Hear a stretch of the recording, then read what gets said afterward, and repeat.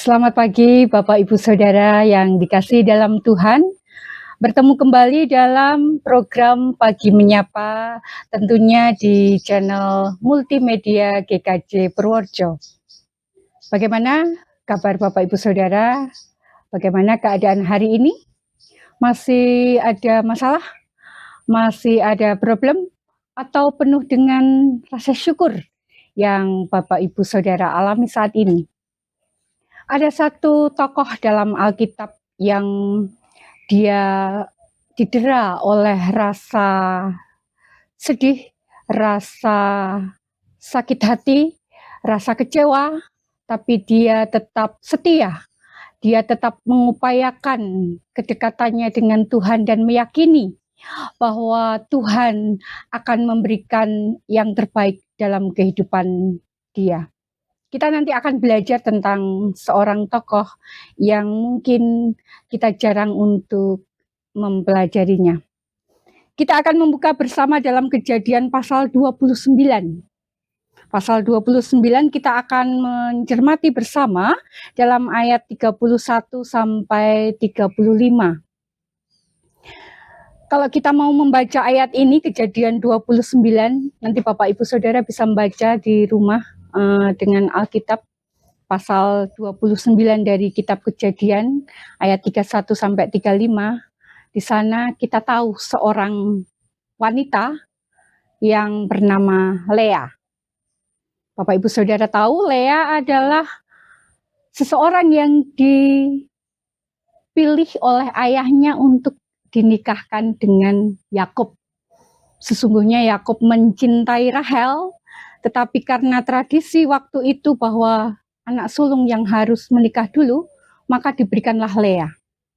Kita akan mencermati pada ayat yang ke-35 dari Kejadian 29 mengatakan demikian. Mengandung pula lah ia, lalu melahirkan seorang anak laki-laki, maka ia berkata, sekali ini aku akan bersyukur kepada Tuhan. Itulah sebabnya ia menamai anak itu Yehuda.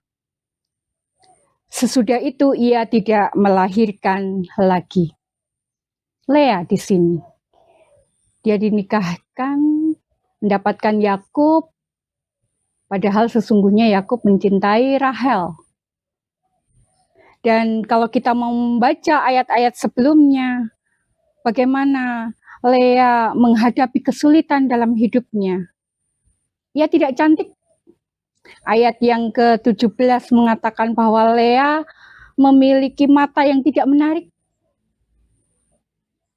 Berbeda dengan Rahel yang disayang oleh si Yakub ini, Rahel adalah wanita yang cantik.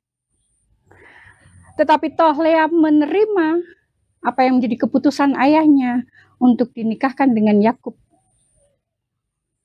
Selain tidak cantik, akhirnya Lea pun harus menerima kondisinya ketika dia harus dimadu oleh Yakub.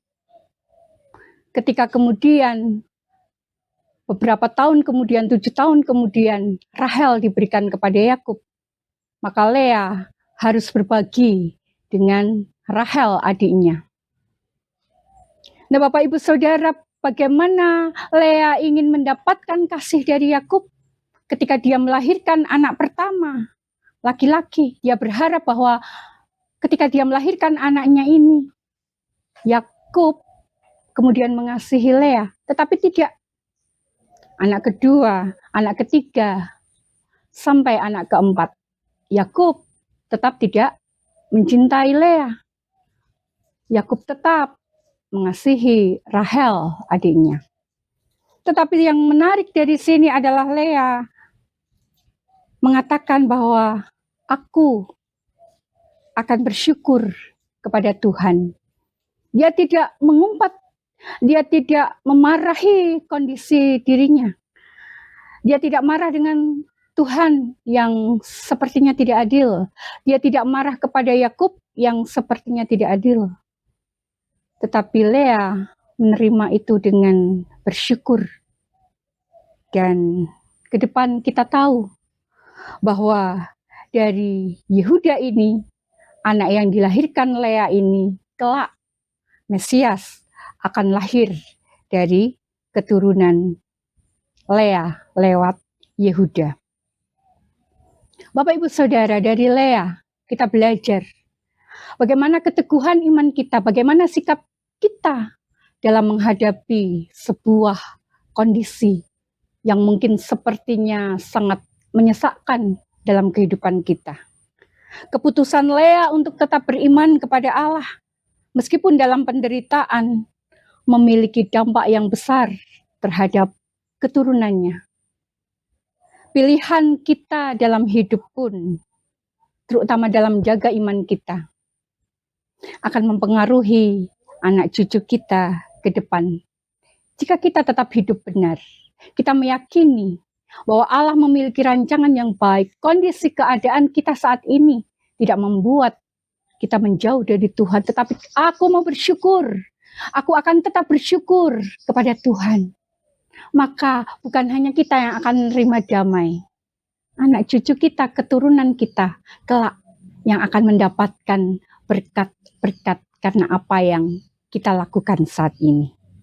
Kiranya dalam kondisi saat ini, apapun yang Bapak Ibu Saudara alami, apapun yang Bapak Ibu pergumulkan saat ini, tetap meyakini bahwa Allah senantiasa memiliki rencana dalam kehidupan Bapak Ibu Saudara, tetap setia dalam perjalanan iman Bapak Ibu Saudara, dan nantikan bahwa berkat Allah akan melimpah turun atas anak cucu kita. Belajar dari Lea yang mengatakan, aku akan bersyukur kepada Tuhan. Maka mari pagi ini sebelum mengawali segala kegiatan kita di hari ini, apapun Tuhan yang akan aku alami, aku akan tetap bersyukur kepada Engkau. Tuhan memberkati kita. Mari kita berdoa. Mengucap syukur untuk pagi ini Tuhan, dalam segala keterbatasan kami, dalam setiap pergumulan kehidupan kami mengimani bahwa Allah memiliki rencana yang terbaik dalam hidup kami. Maka mampukan kami untuk tetap setia, untuk tetap mengimani bahwa hanya Engkau yang menjadi penolong dalam hidup kami. Ajarkan kami untuk tetap bersyukur dalam segala keadaan kami. Seperti Lea yang menderita dalam kehidupannya, tetapi dia tetap mengatakan, aku akan bersyukur kepada Tuhan. Biarlah kami menjadi orang-orang yang senantiasa mengucap syukur kepada Engkau. Terima kasih ya Allah, kami siap menyambut hari ini di dalam penyertaan-Mu. Dalam nama Kristus kami berdoa dan mengucap syukur. Haleluya, amin. Selamat pagi, Tuhan memberkati.